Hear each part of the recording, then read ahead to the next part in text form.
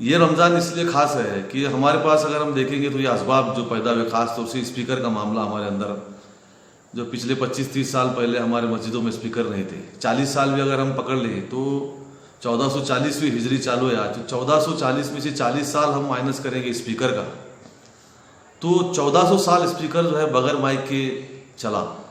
बगैर स्पीकर के इस्लाम फैलता फूलता रहा दुनिया में, इस्लाम गालिब था, इज्जत थी मुसलमानों की। ये सारी असबाब को आकर आज हमें ऐसा लग रहा है कि हम माइक पर अभी सहरी का वक्त बोलने का मौका नहीं मिलेगा, इफ्तार का वक्त, इफ्तार का ऐलान करने नहीं मिलेगा। ये सारे फिक्र कर, इसमें कुछ फिक्र करने की ज़रूरत नहीं है, क्योंकि बगैर स्पीकर के इस्लाम 1400 साल तक फैलता फूलता रहा है। तो असबाब की ज़रूरत नहीं है इस्लाम को फैलने के लिए, अकीदे की ज़रूरत है, पक्के इरादे की ज़रूरत है। तो वो जो रमज़ान इस साल मनाने हमें मिल रहा है, तो मैं समझता हूँ कि हमें गौर करने का मौका मिलेगा, हमें याद करने का मौका मिलेगा पिछले हमारे नबी करीम सल्लल्लाहु अलैहि वसल्लम का रमज़ान, उनके बाद सहाबा इकराम का, ताबईन का, तबे ताबईन, सालिहीन, सिद्दीकीन, शोहदा, औलिया इकराम जो दाई थे, इन्होंने किस तरह से रमज़ान मनाया, किस तरह से इबादतें की, उसको ज़रा हम जो है सोच सकते हैं, उसकी जो कल्पना या आइडिया कर सकते हैं। तो इससे हमें समझ में आएगा कि उस वक्त जो है असबाब की ज़रूरत नहीं थी, अकीदा बहुत पक्का था, ईमान पुख्ता था। बगैर अजान की नमाजें हो रही तो क्या उनकी जमातें उन्हें नहीं मिल रही थी?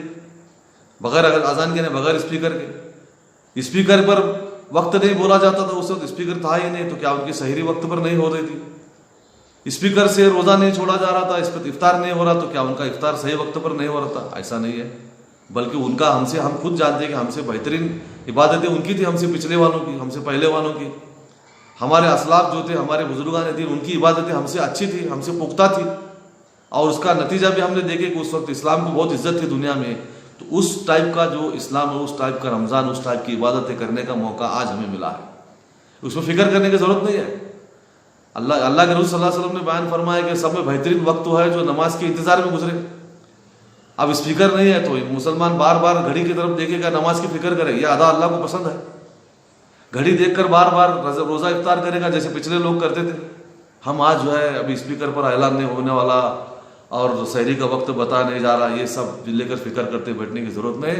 ख़ास तौर से मैं बता रहा हूँ कि उस वक्त का जो प्योर इस्लाम था, जो फिक्र कर करके आसमान को देखकर, सितारों की तरफ देखकर, सूरज की तरफ देखकर, अल्लाह के निशाने को देख देख कर जो है इफ्तार और सहरी की जाती थी, चाँद की तरफ देखकर रोज़े पकड़े शुरू किए जाते थे और बंद ईद की जाती थी, ये सब मनाई जाती थी।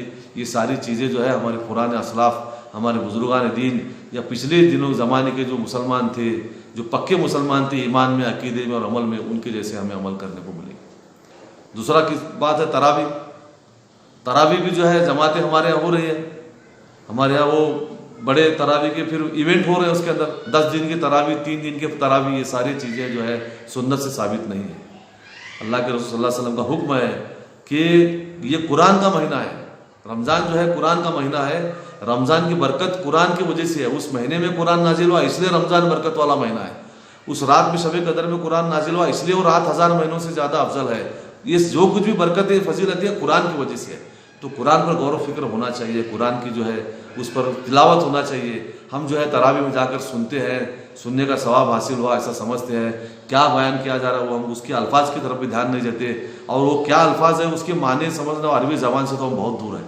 तो असल में कुरान को गौर व फिक्र करने वाले खुद पढ़कर, खुद माने देखकर, तफसीर पढ़ कुरान पर गौर व फिक्र करेंगे तो मैं समझता हूँ कि रमज़ान का हक अदा होगा, जैसे कि पिछले ज़माने में हुआ करता था। इतने बड़े बड़े तरावी की जमातों का अहतमाम पहले नहीं हुआ करता था, मस्जिदें दूर होती थी, लोग घरों में तरावी पढ़ते थे। और आपको खास तौर से बताना चाहता हूँ कि सुन्नत जो है तरावी की, अल्लाह के रसूल सल्लल्लाहु अलैहि वसल्लम घर में तहज्जुद के वक्त पढ़ते थे। जो 2 दिन आपने मस्जिद नबी में पढ़ाई जमात के साथ, वो भी तहज्जुद का वक्त था। हज़रत उमर फारूक रज़ियल्लाहु अन्हु ने 20 रकात की जब रिवाज राइज किया, वो भी तहज्जुद के वक्त में 20 रकात पढ़ी जाती थी। ओरिजिनल, असली और प्योर अकीदे से भरपूर अमल जो है वो तरावी के वक्त का मसनून और अमल जो है वो वो जो है तहज्जुद के वक्त तरावी पढ़ने का है। तो आप जमातें नहीं हो रही तो घर में एहतमाम कीजिए। सहरी का जो वक्त है, सहरी का खत्म सहरी का वक्त है, वो तहज्जुद का आखिरी वक्त होता है। 1 घंटा पहले उठिए, घंटा 1.5 घंटा पहले उठिए, उसमें नमाज पढ़िए। रात के पिछले वक्त में, रात के पिछले अवकात में खड़े रहकर, अल्लाह के सामने खड़े रहकर नमाज पढ़ना, दुआ मांगना, ये बहुत अफजल है, बहुत फजीलत वाला है। और ये ओरिजिनल अल्लाह के रसूल सल्लल्लाहु अलैहि वसल्लम का और सहाबा इकराम का अमल है, जो आज हमें इस वजह से करने का मौका मिला है।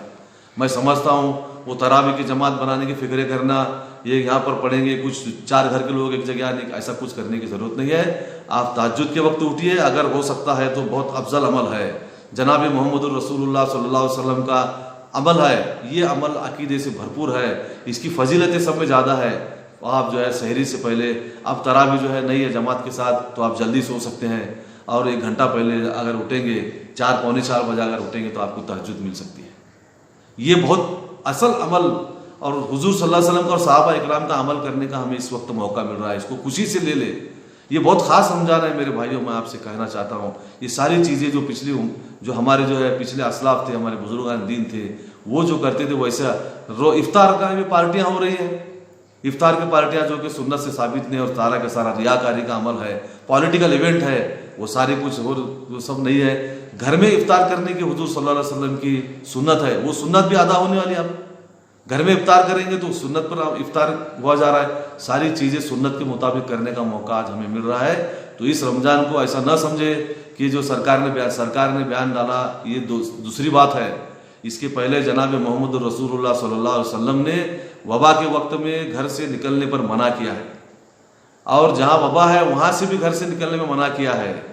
और आपने अगली हदीस में बयान फरमाया कि हमारे एक वीडियो है जो यूट्यूब पर आप देखिए, कोरोना के ताल्लुक से नबी करीम सल्लल्लाहु अलैहि वसल्लम का नुस्खा, कोरोना पर नबी करीम सल्लल्लाहु अलैहि वसल्लम का नुस्खा, ये वीडियो आप देखिए, मैं हदीस के हवाले के साथ दिया हूँ। आप सल्लल्लाहु अलैहि वसल्लम ने बयान फरमाया अगर वबा में वहीं पर रहकर अगर वहीं पर उसका इंतकाल होता है, इसको शहीद का मर्तबा दिया जा रहा है। किस लिए दिया जा रहा है शहीद का मर्तबा?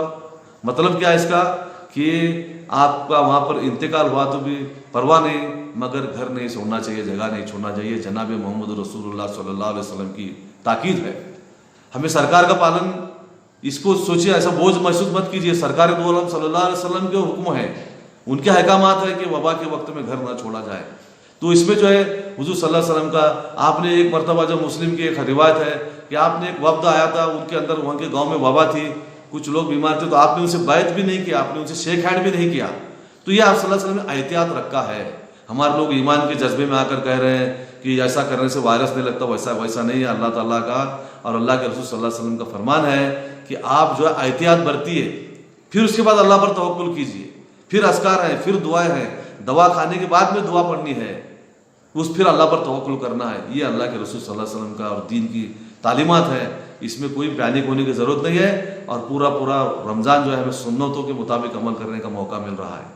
और रही बात एहतिकाफ की, बैठना ज़रूरी है, इसलिए एहतिकाफ में 2 आदमी तो कम से कम आखिर के 2 दिन तो एहतिकाफ में जा सकते हैं।